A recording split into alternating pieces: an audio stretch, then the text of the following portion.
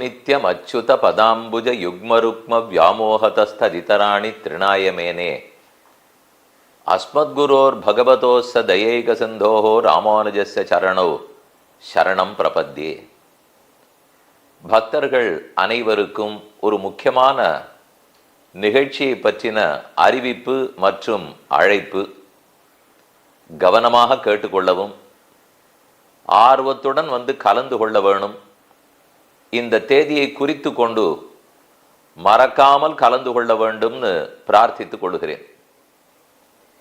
எம்பெருமானார் தரிசன சபை மூலமாக சபையின் 11ஆம் ஆண்டு விழா இந்த குரோதி ஆண்டு மார்கழி மாதம் 28ஆம் தேதி ஆங்கில தேதிப்படி 12ஆம் தேதி ஜனவரி 2025 அன்று ஞாயிற்றுக்கிழமை கோயமுத்தூரில் ஹிந்துஸ்தான் கல்லூரி கலையரங்கம் பீளமேடு என்கிற இடத்தில் காலையிலிருந்து மாலை வரை கண்ணனம்பெருமானை பற்றியும் ஆண்டாளை பற்றியும் நாள் முழுவதும் ஆச்சரியமான நிகழ்ச்சி நடைபெற இருக்கிறது.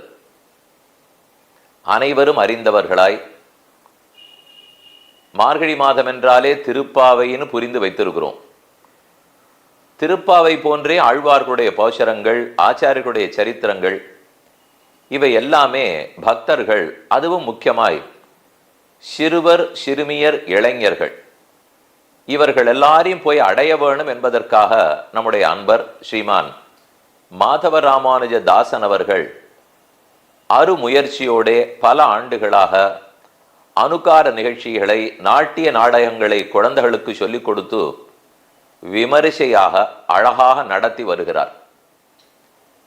இந்த சபையின் நோக்கமே ராமானுஜருடைய சித்தாந்தத்தை, ஆழ்வாராச்சாரியர்களுடைய சரித்திரங்களை எங்கும் சென்று சொல்ல வேணும். அதனால் மக்கள் அனைவரும் ஆத்ம குணம் பெற வேணும், ராமானுஜ சிஷ்யர்களாக ஆக வேணும் என்பதே அவர் விருப்பம். அந்த சபையினுடைய ஆண்டு விழா 11ஆம் ஆண்டு விழா நடைபெறுவதாக உள்ளது. நிகழ்ச்சியை பற்றி சற்று கூறுகிறேன், கேட்டுக்கொள்ளவும். 12ஆம் தேதி ஜனவரி 2025 ஞாயிற்றுக்கிழமை காலை 6:30 மணிக்கு 9 பசுக்களை, 9 கோமாதாக்களை கொண்டு கோபூஜை நடைபெறும். அந்த கோபூஜைக்கே அனைவரும் வந்துவிட வேண்டும்னு பிரார்த்திக்கிறேன். தொடர்ந்து திருவாராதனம் நடைபெறும். அடுத்தது திருப்பாவை சேவா காலம். ஆண்டாளுடைய திருப்பாவை அன்று கரவகள் பிஞ்சென்னு காணம் சேர்ந்துண்போம் என்கிற 28வது பாசுரம்.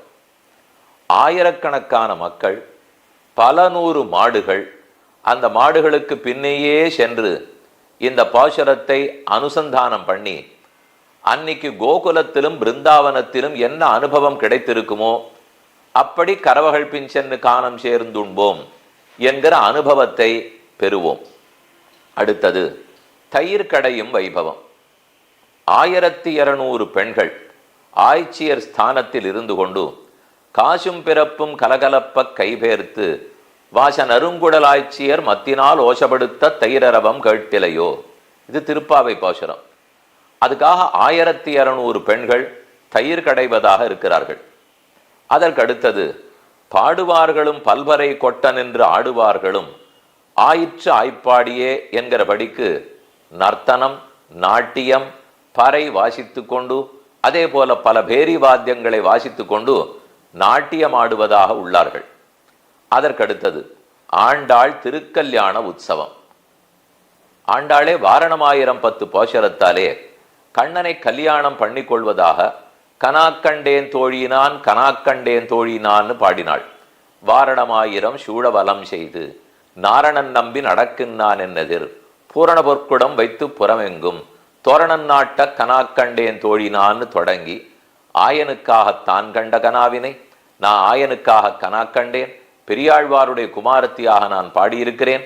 இந்த பாசுரங்களை யார் சொன்னாலும், அர்த்தம் புரிந்து சொன்னால், இன்னும் அனுகரித்தும் சொன்னால், ஆண்டாள் கல்யாணத்தோட இந்த பாசுரங்களை சொன்னால் வாயு நன் மக்களை பெற்று மகிழ்வரே.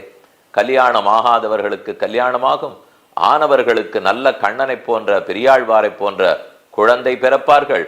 என்றெல்லாம் சொல்லப்பட்ட பாசுரம் ஆண்டாள் திருக்கல்யாணத்தின் அடிப்படை. அந்த திருக்கல்யாண உற்சவம் 108 தம்பதிகளுடைய சங்கல்பத்தோட ஆச்சரியமா நடைபெற உள்ளது. அதற்கடுத்தது திருவிளக்கு பூஜை. மாலை 4 மணிக்கு 1008 பெண்கள் கலந்து கொண்டு திருவிளக்கு பூஜை செய்ய உள்ளனர். கடைசியான முத்தாய்ப்பு வைத்தா போன்ற சிகரமான நிகழ்ச்சி 11ஆம் ஆண்டு விழா, எம்பெருமானார் தரிசன சபையினுடைய 11வது ஆண்டு விழா. மாலை 6 மணி முதல் இரவு 8:30 மணி வரை ஆண்டாளுடைய அவதாரம் தொடங்கி ஆண்டாள் வைபவம், அதி நவீன சிறப்பு ஒலி ஒளி ஒப்பனை, பிரம்மாண்டமான தத்ரூப காட்சிகள், இது இத்தனையினுடையும் நாட்டிய நாடகம் நடைபெறும். அதோட சிறப்பு காட்சிகளாய் ஆண்டாள் ரங்கமன்னார் மூலவருடைய சேவை காண கண்கோடி வேண்டும். ஆண்டாள் அன்னபட்சி வாகனத்தின் சேவை வியந்து போய்விடுவோம். திருப்பார்கடலில் பெயர்வான் சயனித்து கொண்டிருக்கும் சேவை ஆச்சரியத்திலே திகைத்து நிற்போம். கருட சேவை மதிப்போடும் மரியாதையோடும் வணங்குவோம். நௌக சரித்திரம், அதாவது கண்ணன் கோபிகைகள் எல்லாரோட யமுனை ஆற்றிலே ஒரு பெரிய படகில் ஏறி அமர்ந்து கொண்டு அப்படி துடுப்பு போட்டு கொண்டு ஓட்டி கொண்டு போகிறார். அந்த நௌக சரித்திரம் இப்படி பலவும் ஆச்சாரிய சுவாமிகளுடைய அனுகிரகத்தோட அவர்கள் மங்களாசாசனத்தோட 12ஆம் தேதி ஜனவரி, அதாவது குரோதி வருஷம் மார்கழி மாசம் 28ஆம் தேதி ஞாயிற்றுக்கிழமை கோவையில் நடைபெற உள்ளது. இடத்தை பத்தி முன்னமேயே கூறினேன். ஹிந்துஸ்தான் கலைக்கல்லூரி, பீளமேடு, கோயம்புத்தூர். அவசியம் எல்லாரும் உங்கள் குடும்பத்தாரோட வந்து இதில் பங்கெடுத்து கொண்டு, இதில் ஏதோ அமர்ந்தோம் பார்த்தோம் என்பது மட்டுமல்ல, ஒத்தொத்தரும் நாமும் இதில் ஒருத்தராக இருந்து பங்கெடுத்து கொள்ள போகிறோம். கண்டிப்பா முன்பதிவு செய்து கொள்ளவும்.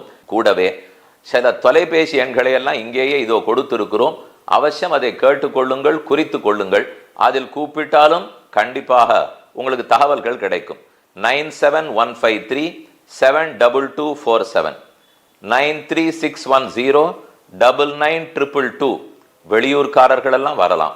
அவர்களுக்கு வேண்டிய வசதிகள்லாம் ஏற்பாடு செய்து தருவார்கள். ஆனால் இது எல்லாமே நீங்கள் முன்பதிவு செய்து கொள்ள வேண்டும். குடும்பத்துடன் வர வேண்டும்.